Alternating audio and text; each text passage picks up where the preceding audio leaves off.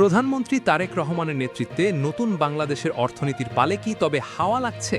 আজ ২৪শে মার্চ মঙ্গলবার সকালে সচিবালয়ে প্রধানমন্ত্রীর দপ্তরে সৌজন্য সাক্ষাৎ করলেন আইএমএফের এশিয়া ও প্যাসিফিক বিভাগের পরিচালক কৃষ্ণা শ্রীনিবাসন। বিস্তারিত জানাবো আজকের প্রতিবেদনে। মঙ্গলবার সকাল ১০টার দিকে সচিবালয়ে মন্ত্রিপরিষদ বিভাগে প্রধানমন্ত্রীর দপ্তরে এই বৈঠক অনুষ্ঠিত হয়।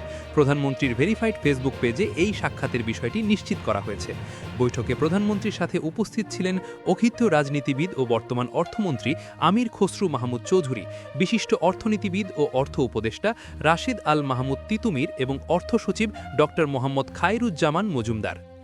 আইএমএফের এই সফর অত্যন্ত তাৎপর্যপূর্ণ, কারণ নতুন সরকার দায়িত্ব নেওয়ার পর অর্থনীতির সংস্কারে বড় ধরনের পরিবর্তন আনছে। বৈঠকে বাংলাদেশের বর্তমান অর্থনৈতিক স্থিতিশীলতা, ব্যাংকিং খাতের সংস্কার এবং মুদ্রাস্ফীতি নিয়ন্ত্রণে আইএমএফের কারিগরি ও আর্থিক সহযোগিতার বিষয়ে আলোচনা হয়েছে বলে জানা গেছে। আইএমএফের এই সহযোগিতাকে আপনি কিভাবে দেখছেন? এটি কি আমাদের ডলার সংকট কমাতে সাহায্য করবে?